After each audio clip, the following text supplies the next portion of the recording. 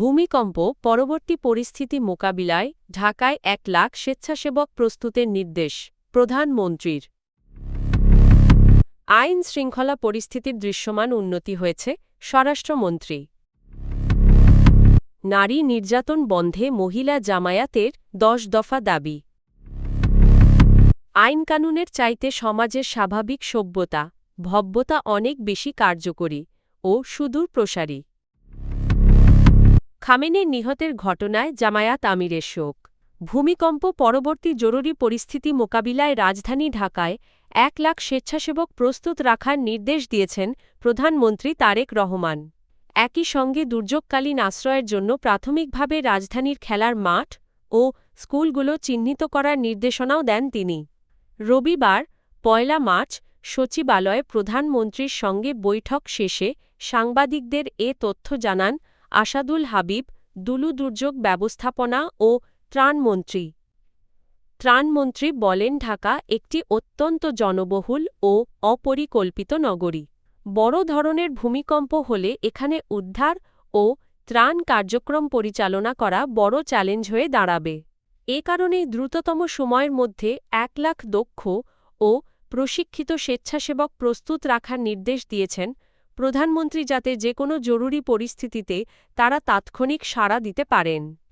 তিনি আরও বলেন, ভূমিকম্পের পর মানুষের নিরাপদ আশ্রয় নিশ্চিত করা অত্যন্ত গুরুত্বপূর্ণ।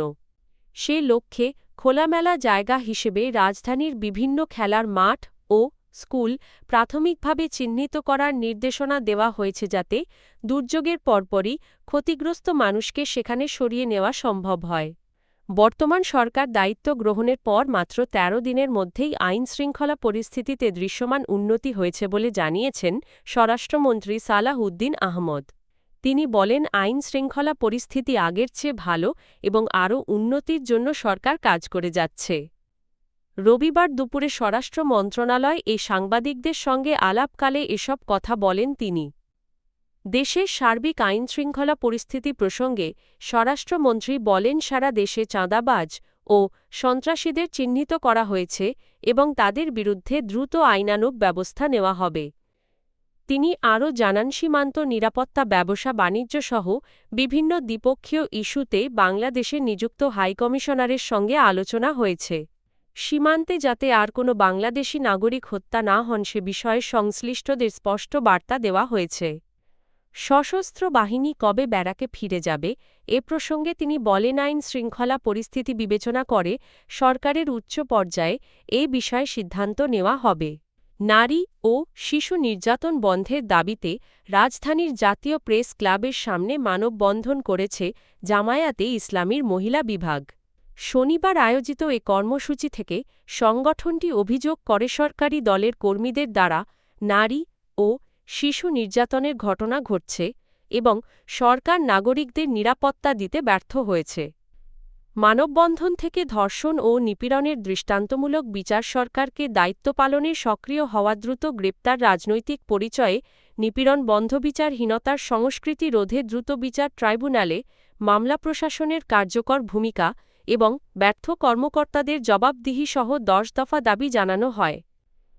মানববন্ধনের সভাপতির বক্তব্যে মহিলা বিভাগের সেক্রেটারি নুরুন্নিসা সিদ্দিকা বলেন, প্রধানমন্ত্রী নিজে ৪ স্তরের নিরাপত্তা ভোগ করলেও সাধারণ জনগণের জানমালের নিরাপত্তা নিশ্চিত করতে সরকার ব্যর্থ হচ্ছে। তিনি অভিযোগ করেন, রামপুরায় শিশু ধর্ষণের ঘটনায় পুলিশ মামলা না নিয়ে ভুক্তভোগী পরিবারকে ঘটনা চেপে যাওয়ার পরামর্শ দিয়েছিল। জামায়াতে ইসলামীর ইফতার মাহফিলে প্রধানমন্ত্রী তারেক রহমানের অংশগ্রহণকে রাজনৈতিক সৌহার্দ্যের ইতিবাচক দৃষ্টান্ত হিসেবে অভিহিত করেছেন অনলাইন অ্যাক্টিভিস্ট ফাহাম আব্দুস সালাম।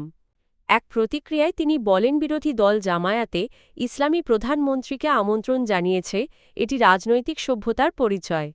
একইভাবে প্রধানমন্ত্রী সেই আমন্ত্রণ গ্রহণ করে অনুষ্ঠানে উপস্থিত হয়ে বক্তব্য দেওয়াও সভ্য ও গণতান্ত্রিক আচরণের প্রতিফলন। তিনি আরও বলেন, এ ধরনের পারস্পরিক সম্মান ও সংলাপভিত্তিক রাজনৈতিক চর্চা দেশের গণতান্ত্রিক পরিবেশকে আরও শক্তিশালী করবে। ইরানের সর্বোচ্চ নেতা আয়াতুল্লাহ আলী খামেনির শাহাদাতের খবরে শোক প্রকাশ করেছেন বাংলাদেশ জামায়াতে ইসলামীর আমির ও বিরোধীদলীয় নেতা ডা. শফিকুর রহমান।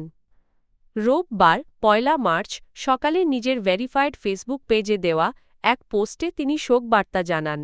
পোস্টে তিনি বলেন শোকসন্তপ্ত ইরানি জনগণের প্রতি তার আন্তরিক সমবেদনা এবং মহান আল্লাহ যেন এই কঠিন সময়ে তাদের ধৈর্য ও শক্তি দান করেন এ কামনা করেন।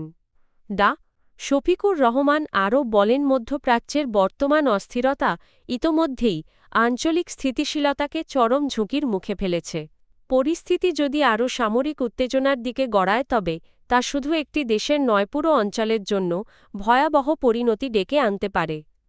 তিনি সতর্ক করে বলেন পবিত্র রমজান মাসে যে কোনো ধরনের হামলা বিশ্বজুড়ে সাধারণ মানুষের মধ্যে গভীর ক্ষোভ ও উদ্বেগ সৃষ্টি করবে এবং বিশ্বশান্তিকে আরও বিপন্ন করে তুলবে।